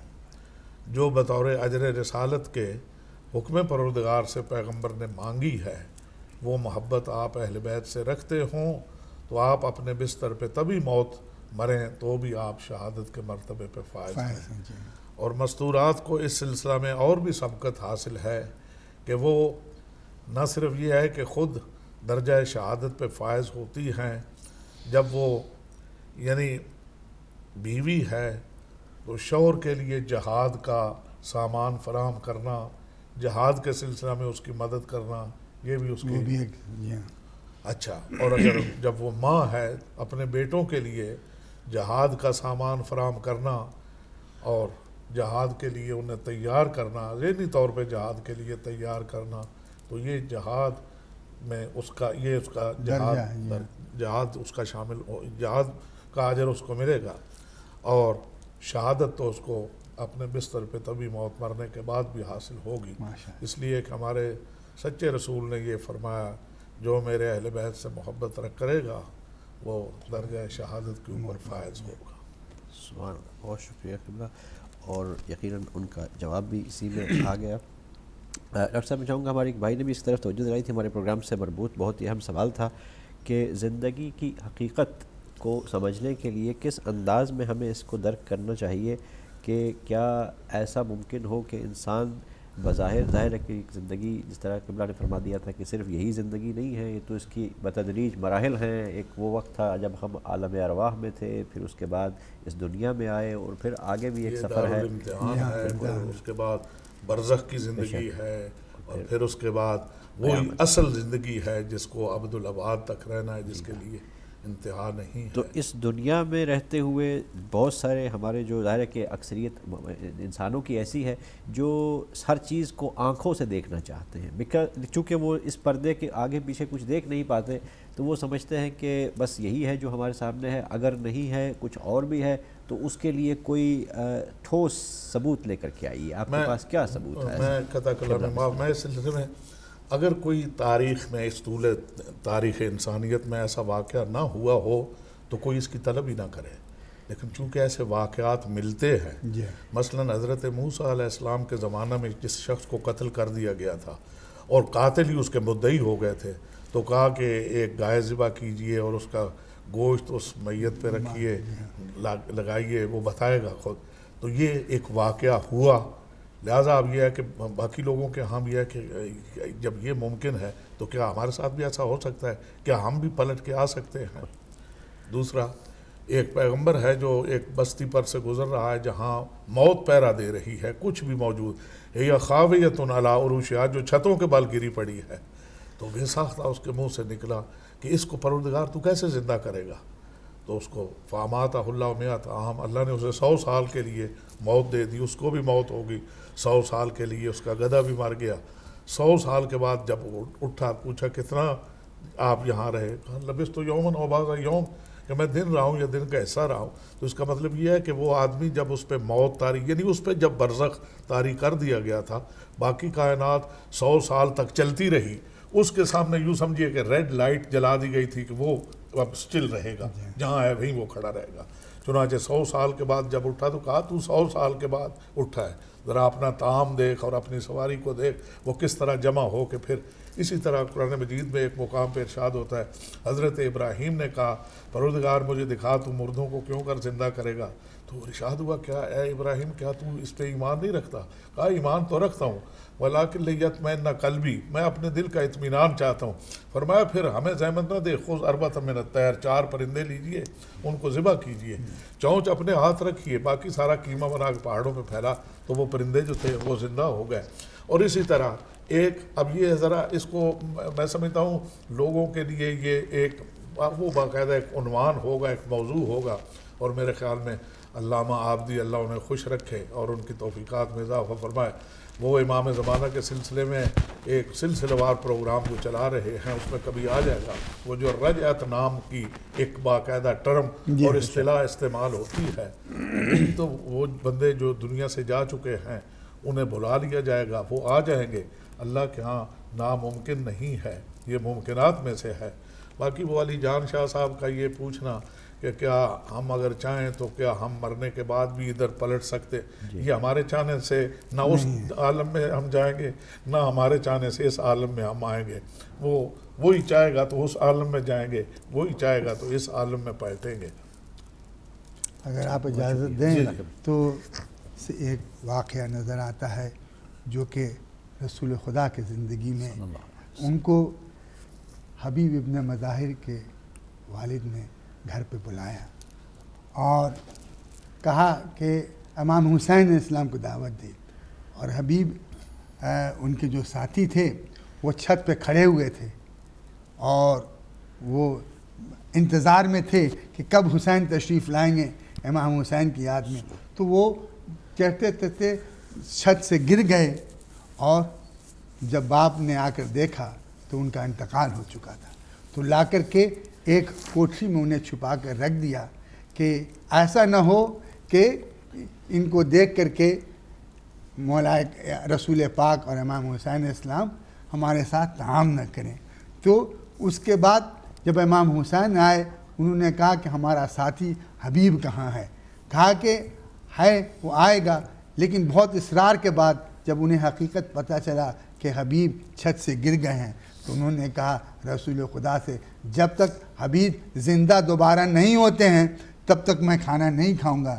رسول پروردگار عالم کے حبیب نے دعا کی اور حبیب پھر سے زندہ ہوئے اور مارکہ کربلا تک امام حسین کا انہوں نے ساتھ دیا. بے شک بہت ہی خوبصورت انداز میں آپ نے اس طرف کی توجہ دلائی اور ایک تاریخ سے اہم واقعات کو بھی پیش فرمایا.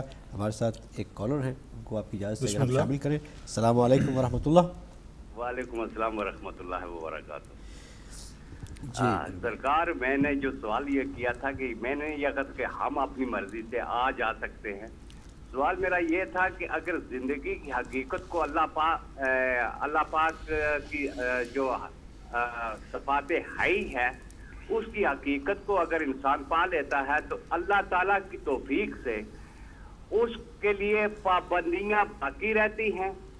جیسا کہ اس دنیا میں اگر ہے تو وہ یہاں سے قیامت کا محشر کو نہیں دیکھ سکتا یا دیکھ سکتا ہے، اور قبر کا حال اپنی کا اس کو معلوم ہو سکتا ہے یہاں بیٹھے ہوئے یا نہیں. اور جب یہاں سے موت کی ان پردوں کے پیچھے چلا جاتا ہے تو اگر اللہ اس کو اختیار دے دیتا ہے زندگی کا تو وہ واپس اس دنیا میں آ جا سکتا ہے یا نہیں. سوال میرا یہ تھا. میں اپنا سوال سمجھا سکتا ہوں؟ جی بہت شکریہ. میرے خیال ہم دوبارہ آپ کا سوال سمجھ قبلہ آپ نے ان کا سوال دوبارہ سنا. تو جواب بھی انہوں نے خود ہی دے دیا ہے. میں نے عرض کیا کہ ہم یہ جو چاروں زندگیاں ہیں اس میں ہماری وہی حیثیت ہے جو ہمیں دی گئی ہے بس. اس کے کچھ ہستیاں ایسی ہیں جو چاروں زندگیوں میں فعال بھی ہیں وہ کیا ہے وہ دیکھ بھی رہی ہیں، وہ حرکت سکون وہ سب کو، وہ ہماری طرح اگر فوت ہو گئے تو یہ نہیں کہ بس اب وہ فوت ہو گئے، اس لیے کہ وہ دفن ہونے کے بعد بھی پیغمبر کے لیے آپ جو ہیں وہ تمام امتوں پہ ہر نبی کو اس کی امت پہ گواہ لایا جائے گا، آپ کو تمام نبیوں پہ گواہ لایا جائے گا. یہ تو ماضی کی ہے، جب پیغمبر دنیا میں تشریف لائے نہیں تو انہیں ان کے حالات کا مشاہدہ کرنے کی گویا طاقت اور قوت دی گئی ہے. اسی طرح قبر میں دفن ہونے کے بعد بھی ان لوگوں کے حالات کے مشاہدہ کرنے کی قوت اور طاقت سے انہیں نوازا گیا ہے. باقی ہمارے یہ ہمارے لیے یہ بہت مشکل ہے کہ قبر میں جا کے یعنی مرنے کے بعد اگر کوئی واقعاً روحانیت کے اتنے مدارج طے کر لے کہ مرنے کے بعد بھی اس کے کچھ فیوز باقی اور جاری ہوں، یہ دوسری بات ہے. وہ یہاں آئے اور پھر جائے اور آئے جائے. ٹھیک، بہت شکریہ ناظرین. اس وقت ہماری گفتگو کا سلسلہ جو ہے وہ بڑھ رہا ہے آگے، لیکن ہم چاہیں گے کہ ایک بہت ہی خوبصورت دعا آپ کے لیے ہم نے تیار رکھی ہے، آپ اس کو بھی دیکھیے اور اس کو سمجھیے، اور انشاءاللہ اس دعا کے بعد دوبارہ ہم اس پروگرام میں دوبارہ آپ کے سامنے حاضر ہوں گے. لیکن بہت اہم ہمارے پروگرام کے آج کے ٹاپک سے مربوط دعا انشاءاللہ المستعان آپ بھی سنیے، اور اس کے بعد دوبارہ ہم آپ سے ملاقات کریں گے انشاءاللہ. یاسین به معراج احمد، به قدر و به کوثر، به رضوان و طوبی، به وحی الهی، به قرآن جاری، به تورات موسی و انجیل عیسی. بسی پادشاهی کنم در گدایی، چو باشم گدای گدایان زهرا. چه شبها که زهرا دعا کرده تا ما همه شیعه گردیم و بیتاب مولا. غلامی این خانواده دلیل و مراد خدا بوده از خلقت ما. مسیرت مشخص، امیرت مشخص، مکن دل دل ای دل، بزن دل به دریا. که دنیا به خسران عقبا نیرزد، به دوری ز اولاد زهرا نیرزد. و این زندگانی فانی، جوانی، خوشی‌های امروز و اینجا، به افسوس بسیار فردا نیرزد. اگر عاشقانه هوادار یاری، اگر مخلصانه گرفتار یاری، اگر آبرو می‌گذاری به پایش، یقیناً خریدار یاری. بگو چند جمعه گذشتی ز خوابت، چه اندازه در ندبه ها زاری یاری. به شانه کشیدی غم سینه اش را، و یا چون بقیه تو سربار یاری. اگر یک نفر را به او وصل کردی، برای سپاهش تو سردار یاری. به گریه شبی را سحر کردی یا نه، چه مقدار بیتاب و بیمار یاری. دل آشفته بودن دلیل کمی نیست، اگر بیقراری بدان یار یاری. و پایان این بیقراری بهشت است، بهشتی که سرخوش ز دیدار یاری. نسیم کرامت وزیدن گرفته، و باران رحمت چکیدن گرفته. مبادا بدوزی نگاه دلت را به مردم که بازار یوسف فروشی در این دوره بد شدیدن گرفته. خدایا به روی درخشان مهدی، به زلف سیاه و پریشان مهدی، به قلب رعوفش که دریای داغ است، به چشمان از غصه گریان مهدی، به لبهای گرم علی یا علیش، به ذکر حسین و حسن جان مهدی، به دست کریم و نگاه رحیمش، به چشم امید فقیران مهدی. به حال نیاز و قنوت نمازش، به سبحان سبحان سبحان مهدی، به برق نگاه و به خال سیاهش، به عطر ملیح گریبان مهدی، به حج جمیلش، به جاه جلیلش، به صوت حجازی قرآن مهدی، به صبح عراق و شبانگاه شامش، به آهنگ سمت خراسان مهدی، به جان داده های مسیر عبورش، به شهد شهود شهیدان مهدی، مرا دائم الاشتیاقش بگردان، مرا سینه چاک فراقش بگردان، تفضل بفرما بر این بنده بی سر و پا، مرا همدم و محرم و همرکابه، سفرهای سوی خراسان و شام و عراقش بگردان. یا مهدی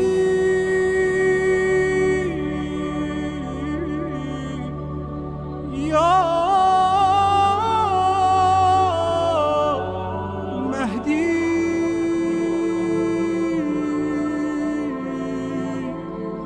مددی.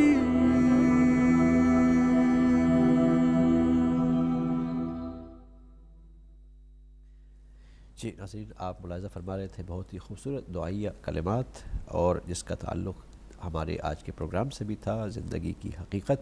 اس پر ہم نے کوشش کی کہ کچھ گفتگو کی جائے۔ ظاہر ہے کہ ایک بہت بڑا اور وسیع ٹاپک ہے، اس کو ایک چھوٹی سی نشست میں مکمل کرنا تو یقیناً کسی طرح سے بھی ممکن ہی نہیں ہے، لیکن آئندہ آنے والے پروگرام میں انشاءاللہ اسی ٹاپک کو ایک مزید آگے لے کر کے بڑھیں گے، تاکہ ہم کچھ اپنی اس زندگی میں جس طرح دنیا کے اس بازار میں جہاں ہر کوئی اپنے اپنے فلسفہ بیچ رہا ہے، ہر کوئی اپنا اپنے ایک فکر کے ساتھ آگے زندگی کے سفر میں رواں دواں ہے، وہاں ہمیں بہت اہم ضرورت ہے اس بات کی کہ ہم سمجھ کر کے کہ اس زندگی کا اصل حقیقت کیا ہے۔ کیا صرف یہی زندگی ہے جس طرح باقی حیوانات، نباتات اور باقی پھل پودے فرندے جتنے بھی ہیں اس دنیا میں زندگی رکھتے ہیں، اس کے بعد ختم ہو جاتے ہیں؟ کیا ہماری زندگی بھی ایسی ہی ہے، یا ہماری زندگی کا کوئی ایک مقصد بھی ہے؟ آئندہ آنے والے پروگرام میں ہم مقصد کی طرف بڑھیں گے، اور بحث اور گفتگو بالکل ایک عام فہم انداز میں تمام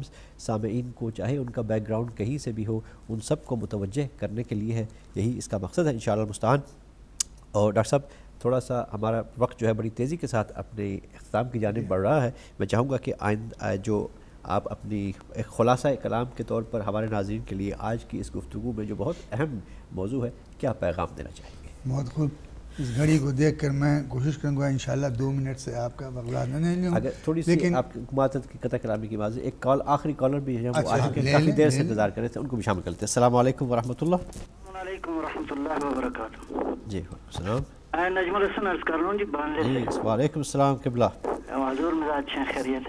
بہت شکریہ۔ بس 2 منٹ کے لیے آپ کی اجازت سے بسم اللہ۔ ٹاپک کے مطابق کچھ کہنا چاہوں گا، اگرچہ علماء نے ماشاءاللہ بہت اچھے انداز سے بیان فرمایا ہے۔ میں سمجھتا ہوں کہ زندگی کا سرچشمہ جو ہے وہ یقیناً وہ ذات حی و قیوم ہے جو ساری کائنات کا خالق ہے، بے شک۔ اور اسی اعتبار سے اگر زندگی کے زاویوں کو ہم دیکھنا چاہیں تو اس کا احاطہ جو ہے وہ کائنات سے وسیع تر ہے۔ زندگی کی حقیقت یقیناً ابدی ہے، اگرچہ اس کے مراحل ہیں۔ خداوند عالم نے انسان کو اور مخلوقات کو جو خلق فرمایا ہے ایک خاص مدت کے لیے اور ایک خاص پروگرام کے ماتحت، اگر ہم اس پروگرام پہ عمل کریں تو ہی ہم زندگی کی حقیقتوں کے قریب ہو سکتے ہیں۔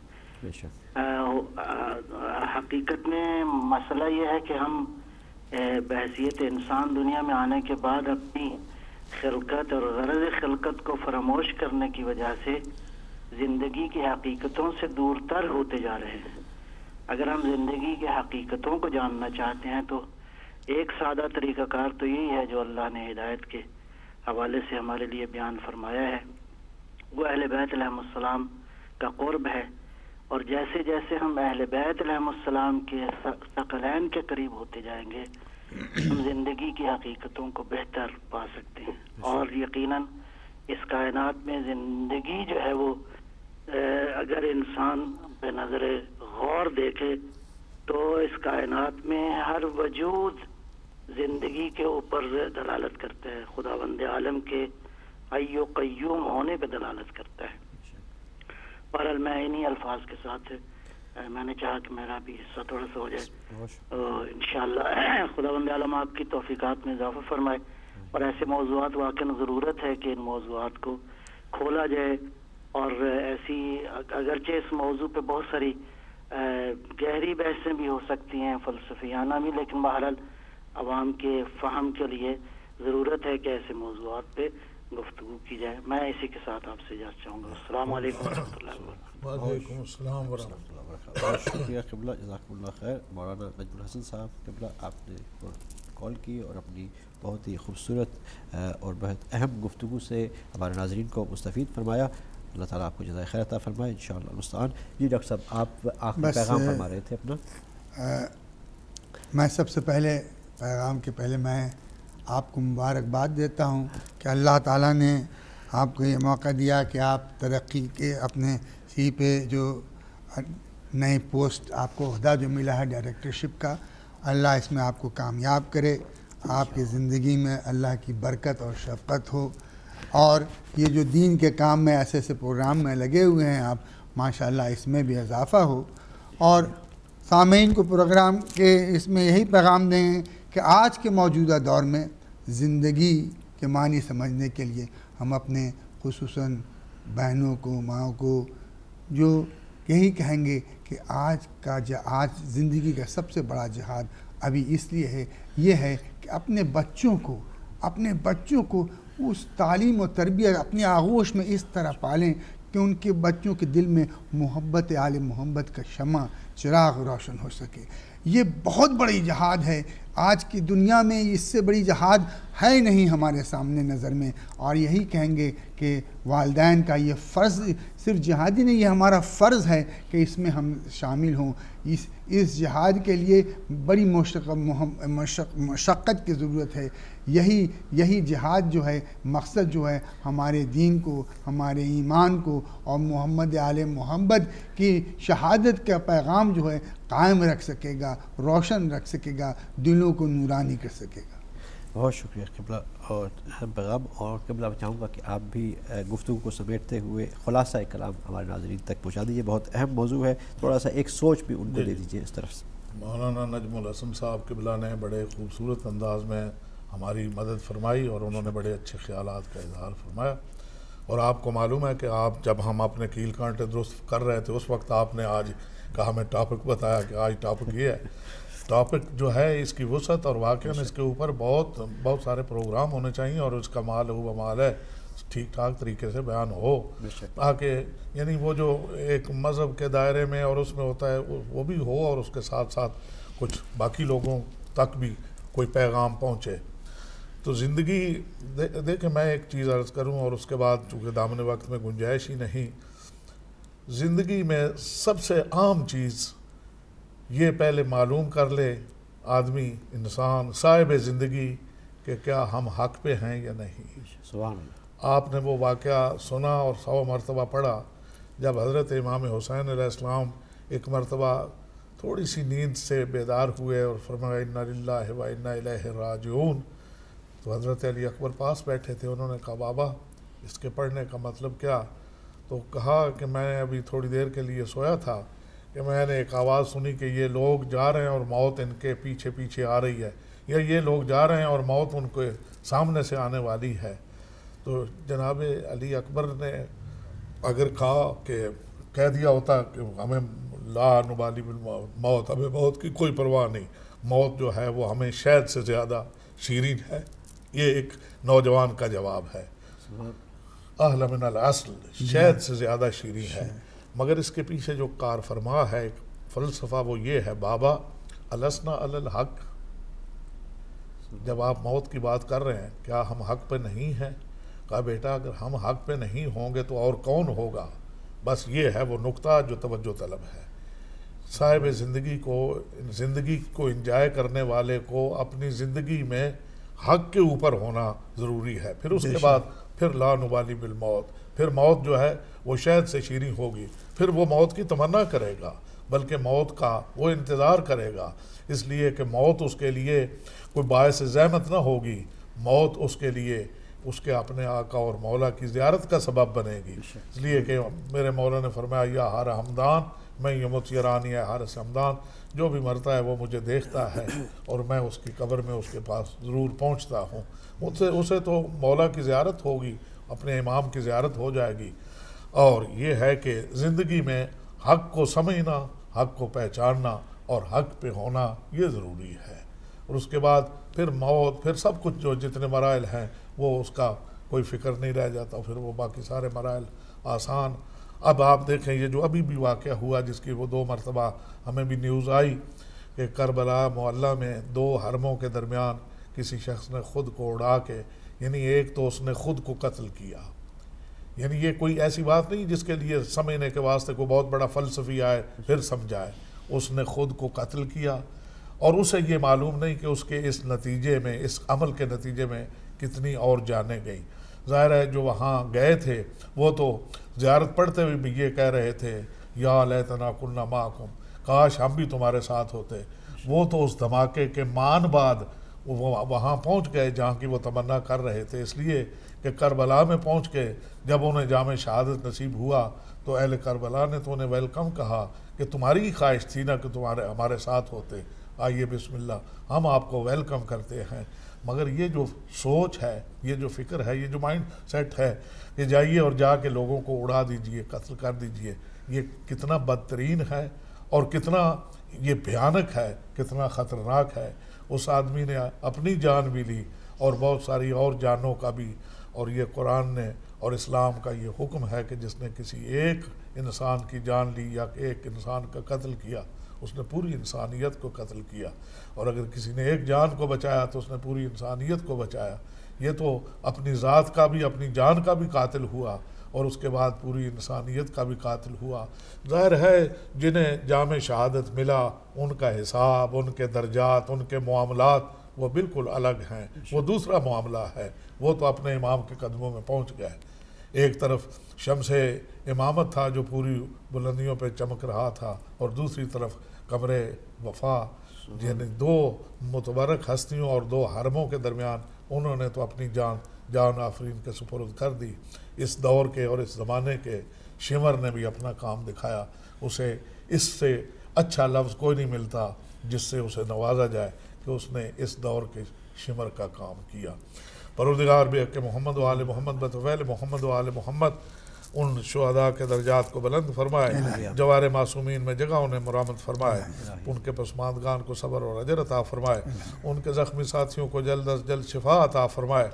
پروردگار بھی کہ محمد و آل محمد کوئٹہ میں شہید ہونے والے مومنین کے درجات بلند فرما، انہیں جوار معصومین میں جگہ مرامت فرما، ان کے ساتھی زخمیوں کو جلد از جلد صحت اور شفا عطا فرما، ان کے پسماندگان کو صبر اور اجر عطا فرما۔ پروردگار بھی کہ محمد و آل محمد ہمارے مساجد، ہمارے مدارس، ہمارے سینٹر، ہمارے مرکز، ہمارے چینل، پروردگار سب یہ دین کی خدمت میں مصروف ہیں، ان کی خدمات کو اجر جزیل کے ساتھ قبول فرما، توفیقات میں اضافہ فرما، ہمارے بچوں کو ان ممالک کے زہریلے اثرات سے محفوظ فرما، ہماری بچیوں کو عفت و حیا عطا فرما، ہمارے مرحومین کے درجات بلند فرما، ہمارے بیماروں کو صحت اور شفا عطا فرما۔ پروردگار بے حق محمد و آل محمد جن جن مومنین نے جو التماس سے دعا کی ہے، خاص کر کالروں میں سے بھی ایک صاحب مولانا خادم حسین، پروردگار بے حق محمد و آل محمد انہیں صحت کاملہ اور شفا عاجلہ عطا فرما۔ پروردگار بے حق محمد و آل محمد مجھے ابھی بتایا گیا کہ سید سخاوت حسین شاہ صاحب کا بھی آپریشن ہونے چلا ہے، پروردگار بے حق محمد و آل محمد اس سید زادے کو صحت کاملہ اور شفا عاجلہ عطا فرما، ہمارے امام زمانہ کے ظہور میں تعجیل فرما، ہماری دعاؤں کو مقبول اور مستجاب فرما۔ ربنا تقبل منا انک انت السمیع العلیم وتب علینا انک انت التواب الرحیم بجاہ نبی و آل الطیبین الطاہرین المعصومین۔ بہت شکریہ ناظرین، اور اس کے ساتھ ہی ہمارا پروگرام کا وقت ختم ہو چکا۔ انشاءاللہ اسی موضوع کے اگلے حصے کو دوبارہ آپ کے سامنے اگلے پروگرام میں لے کر کے حاضر ہوں گے۔ آپ جہاں کہیں بھی ہوں گے ہمیں ہدایت ٹی وی کو اپنی دعاؤں میں ضرور یاد رکھیے گا۔ السلام علیکم ورحمۃ اللہ وبرکاتہ۔